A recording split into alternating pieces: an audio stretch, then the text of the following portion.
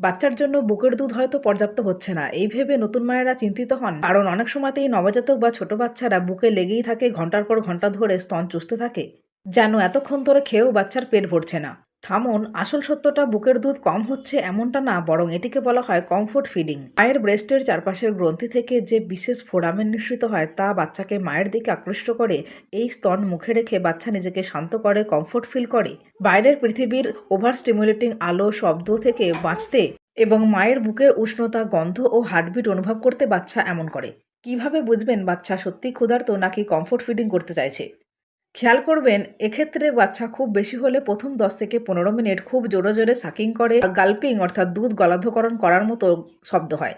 অর্থাৎ এটা active feeding এবং বাচ্চা তার পেট ভরাচ্ছে।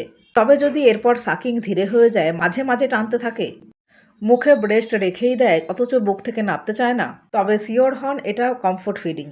শুধুমাত্র খেয়াল রাখুন বাচ্চার যেন দিনে 6 থেকে 8 বার কমপক্ষে প্রস্রাব করে এবং তার ওজন যেন ধীরে ধীরে বাড়ে, তাহলে চিন্তার কোনো বিষয় নেই। ছোট নবজাতক শিশু বুক ধরে থাকে বাঁচার জন্য, যোগাযোগ করার জন্য, সবসময় ক্ষুধার কারণে না।